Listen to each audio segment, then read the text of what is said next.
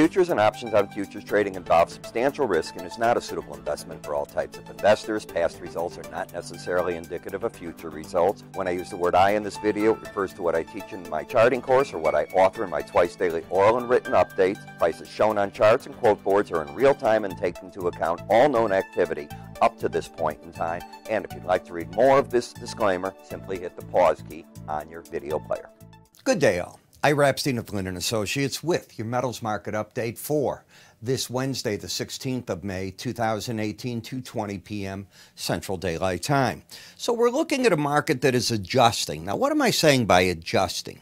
If we take a look instead of metal prices as bonds and notes, you're now starting to see a market adjusting, and I'm talking the world markets, but specifically U.S. markets, to interest rates hovering near 3.1%, maybe headed right now to the 3.2 level. Wouldn't surprise me at all.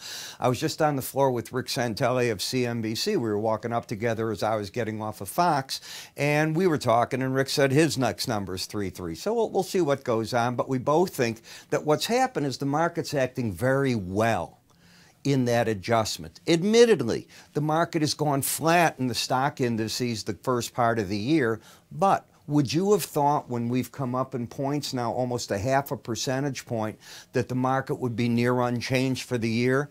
I think that's fairly impressive. The metals are where the tally has taken its toll. It has kept the gold market from being able to rally higher. The silver market gained a little bit on gold today. Copper market fairly flat at this point in time. So when we take a look at gold on a weekly chart, we're down nearly $30 for the week.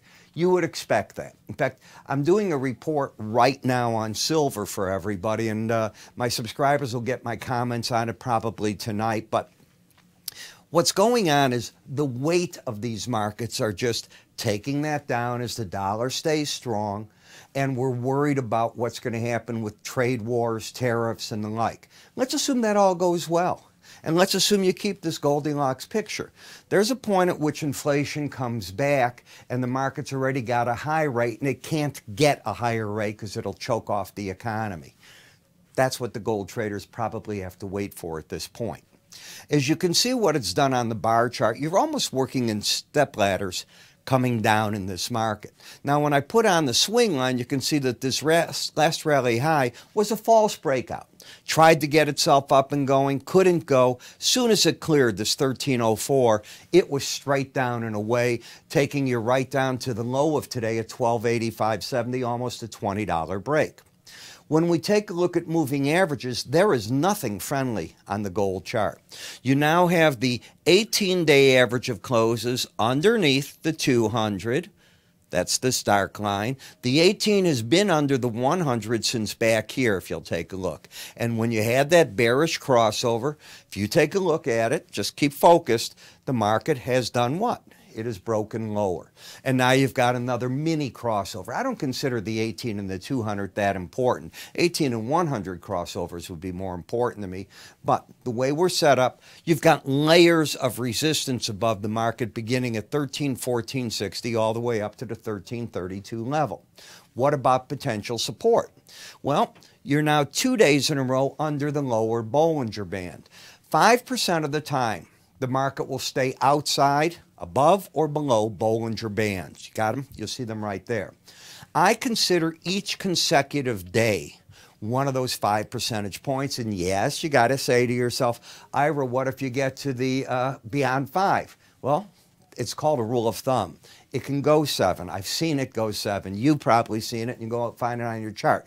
But more times than not, you're going to find what I'm talking about fits the logic. And as a chartist, you can't get to 100%. If you could, God bless you. Why watching this show to begin with? All that's happening is you're going down. You're getting ahead of yourself. Could a bounce happen? Yes. But it's a bounce in an oversold condition that's hit a downside target. I would get even more concerned than I am now about the price if both of these numbers got under 20 and started to what I call embed, which means lock in a bear trend. Then I think you can still get to that number that I mentioned yesterday, the 1250 level. I'm not saying that it can't happen yet. I am saying rallies back up should be met with resistance. In the GLD ETF, 2 days in a row here underneath as well. Oversold, not embedded. So I can make the argument for bounces, but as you can see, once you crossed right here with the bearish crossover of the 18-day in red under the green, the 100-day, the market did its signal that it was coming back down and momentum turned on you. Now it's oversold, 2 days under that Bollinger Band. Be careful. The market that's paying attention to the Bollinger Band better, both as it rallies and as it's breaking now, has been the GDX. Momentum is down. Notice these numbers are not under 20, either of them, so you're not yet oversold. It did hit a downside target, but there's nothing bullish here. In fact, you're not trending. That's the story. You've got a higher high and a lower low. In the gold-silver ratio, when it was up here at 82.45, I said it's a big historic number. I got my doubts about it holding. Back at 81.48, I said it again on Fox. Now you're trading here regularly at the 80 level. Don't get me wrong, still very high, very high. I remember when these ratios were a quarter of this. They're not there at this point in time. And can they go higher? I got my doubts about that. That doesn't mean they can't, but why would be my question. When you look at silver, the silver market today came down and it kissed. Now, when I say kissed, you got to a 16.19 low. The lower Bollinger Band was 16.1820. It kissed it, turned back up. There's no change in the fact that we're not trending. We are going absolutely sideways. I did the weekly chart in my silver report, and I show on that particular chart just what I'm talking about. And since 2017, it's just total sideways action if you look at it inside of a pair of Bollinger Bands. Now, that's what I call the spinning within a Bollinger Band. These are the bands up on the top and bottom. The more it spins in there, the more power it builds. The question is, does it break out through the current lows and go to $14, or does it break out over the current high and make it to the 20? The market's not giving us a clue yet, and I don't have any clue on this chart. All I can tell you is there's layers of resistance at the 18-day average, the 100, the Bollinger Band at 1684, and 1697, the 200-day average. Might even take some of those, the 200-day off the chart because too many lines for us to see right now. In the copper market, higher high, lower low. You can't do too much with it. Or is now a pattern of higher lows and higher highs. What if I tell you that's the current pattern? You're going to close up on the day, so the swing line is very quietly, I will be taking that arrow, putting it pointing up here. And as that does it, now the question is, can the market get up and over the 18-day average and close there to absolutely turn the market from just drifting around? Maybe it can start something to the upside. What turns it bearish again? Take out yesterday's low in the 303.45 number. If you do that, the odds favor you're going to go to the lower Bollinger Band. So we're at a very important point in the copper market. In the platinum, you went down today. Take a look. You went to 888.10. The Bollinger Band's 888. People that don't watch Bollinger Bands may not get the importance. Why do the markets just stop at these numbers? You ever think about it? It's because there's a group. It's not just us. What about the algo traders? There's all kinds of different systems that look at these parts. And the market has come down to it, oversold, ran out of selling power. That's what I think. I don't think you got a lot of buying. Yeah, you rallied off at 4 cents, but big deal. There's no buying. There's no trend is the problem here. And now in the palladium, you came down, and if we look at this low, it's 950, 930. What was the low right here? 956. What's the trend? Yesterday you held, today you're up over the 18-day average. So the swing line is still up. You'd have to take out yesterday's low to create a pattern of lower highs, lower lows. What do the bulls have to do? They have to defend the market in that 966 level. It is overbought.